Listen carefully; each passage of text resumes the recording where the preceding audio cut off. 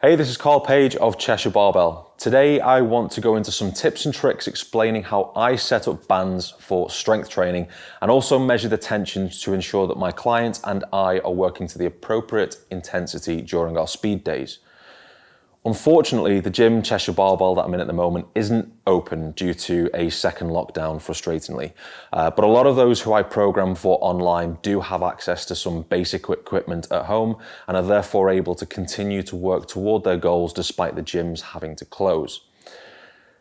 Resistance bands are incredibly useful, particularly when looking to develop strength and power, regardless of whether you're into Olympic weightlifting, powerlifting, strongman, or even an athlete of any sport for that matter. Personally, I use bands for speed work with tennis players, gymnasts, rugby players, weightlifters, powerlifters, and even brand new beginners who've only just been introduced to strength training.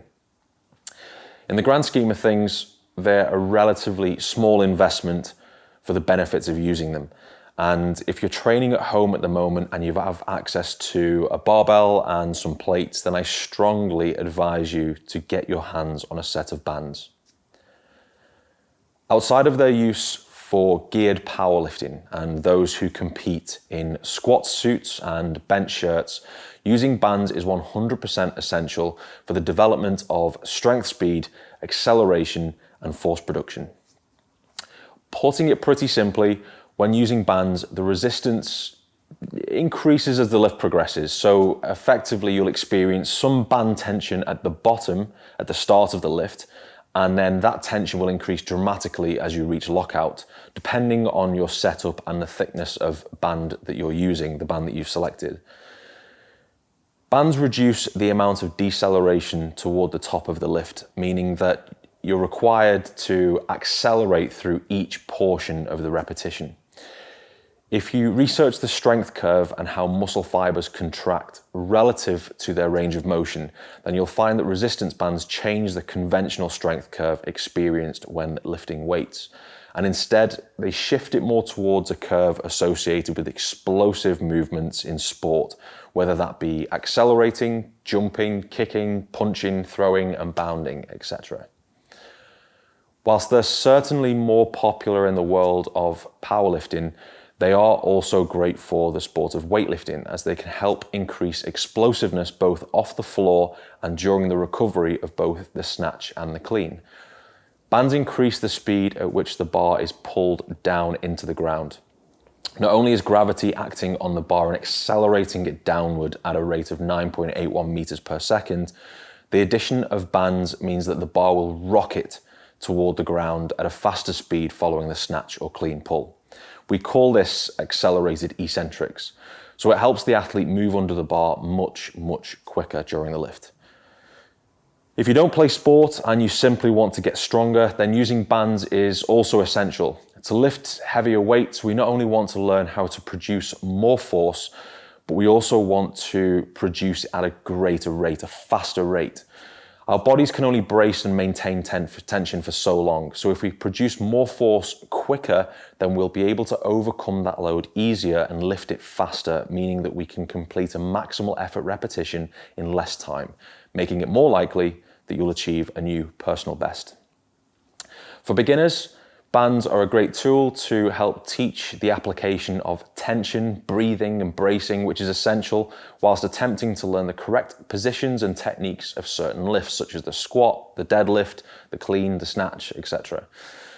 The benefits are endless, and if you'd like me to do a video getting into more detail about the application across different sports specifically, as well as how I like to program them, then please do drop me a message by commenting in the section below. I only know what content that you want me to produce based on the questions that I receive from clients and subscribers. So please do let me know what you'd like me to cover, and I'll be more than happy to share my opinions. Anyway, onto the setup. So there are many different ways to organize and set up your bands, and more often than not only does it sort of depend on the setup, the equipment, the pins that you have access to, but also the exercise variation. We're going to start looking at a bog standard power rack, which we have resistance band pegs attached here. And this setup is going to be particularly useful for when doing the regular back squat or even front squats for that matter. Resistance bands come in various different shapes, sizes, colors, depending on the brand.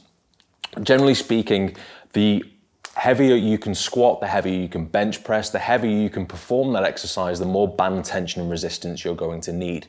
So for beginners, you're going to want nice, thin mini bands. We do at the moment have resistance bands in stock on the Cheshire Barbell website that you can get your hands on. So if you do go over to that site, you can actually get hold of some right now.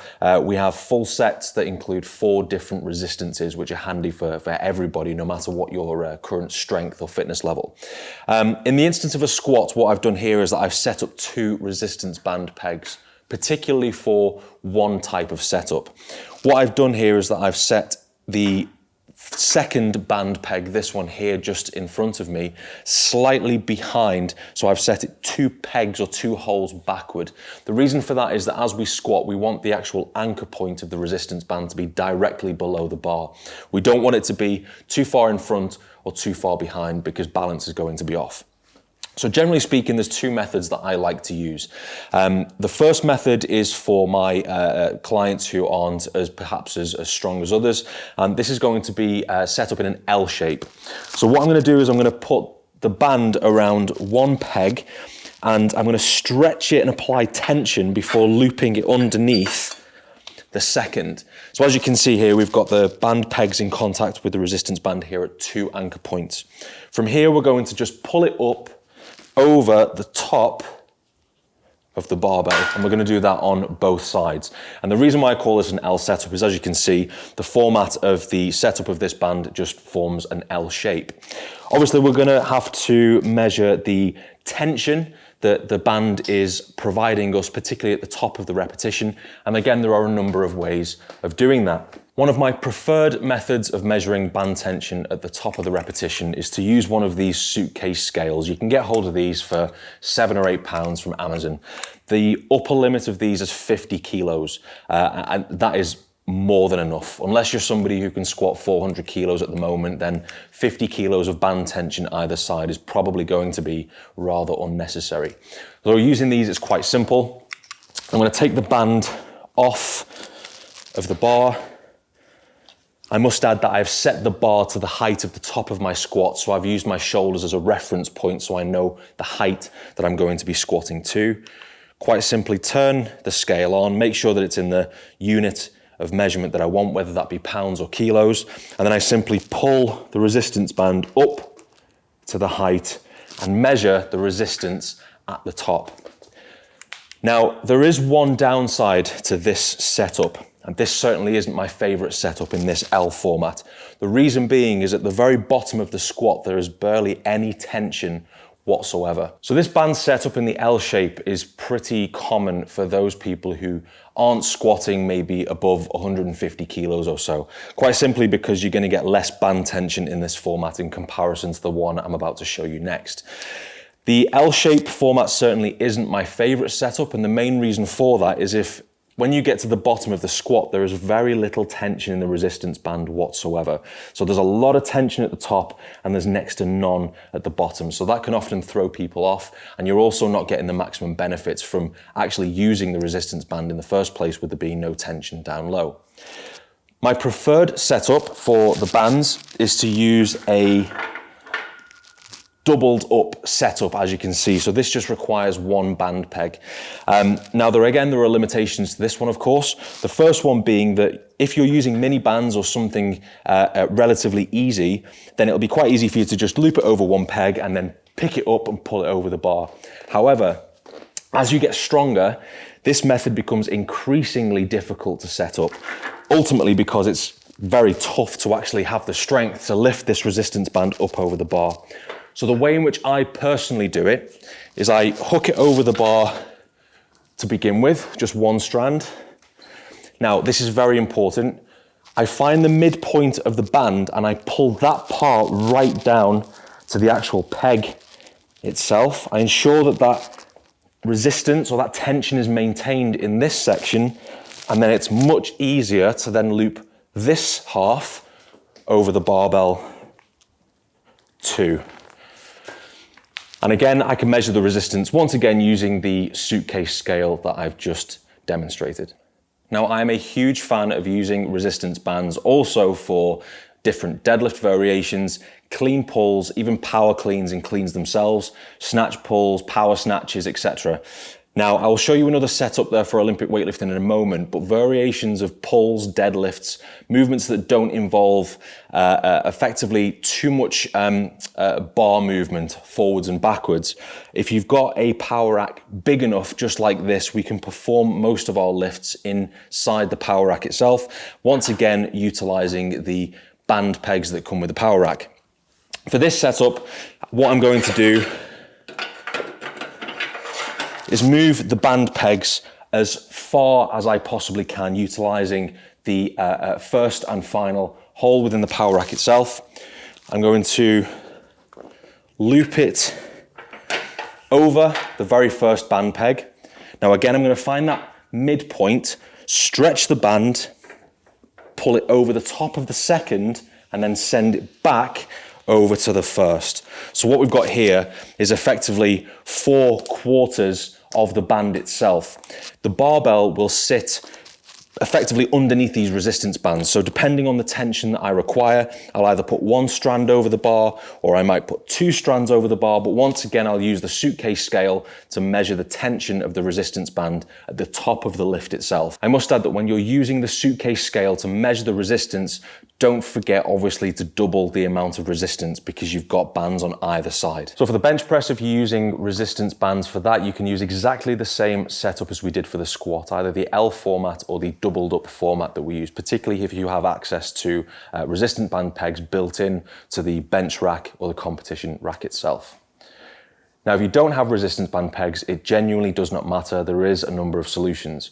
One of them is if you do have access to just conventional weight training equipment at home, should it be dumbbells and kettlebells, you can quite simply hook the resistance band underneath a dumbbell and chock that dumbbell in place using a kettlebell either side.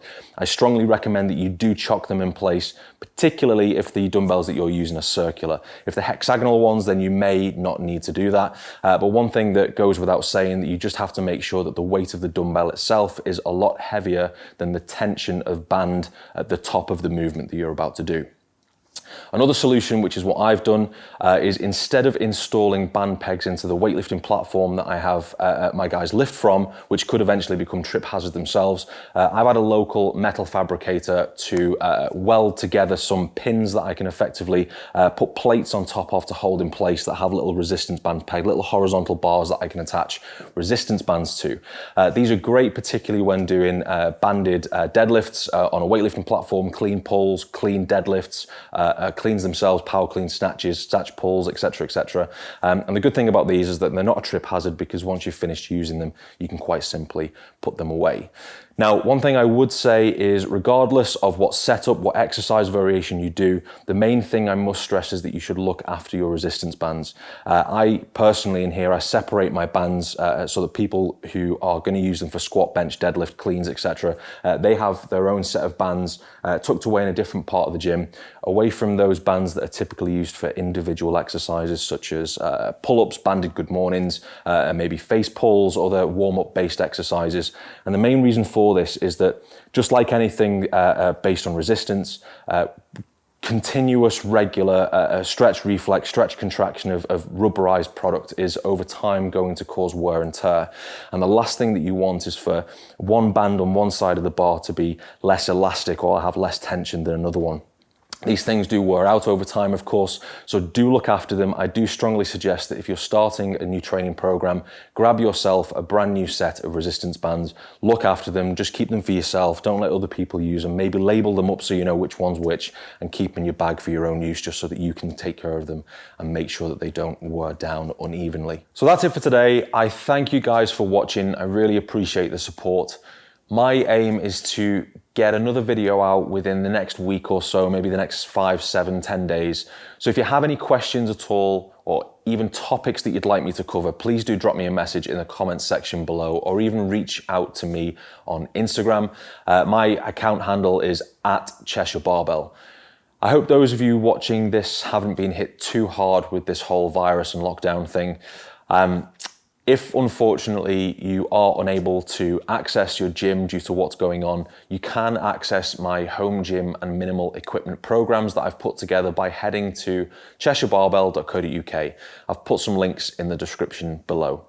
For those of you looking for a more bespoke, personalized online training program with 7-day support and guidance from me, you can also find out more information about my bespoke coaching on the website. Again, the links are down below. Again, thank you. My goal here is to reach out to as many people possible and help you reach your strength, weightlifting, powerlifting, athletic goals, regardless of what they are. So thank you so much for watching.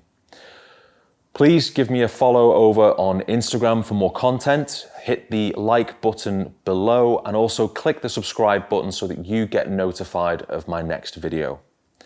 I'll see you guys again soon.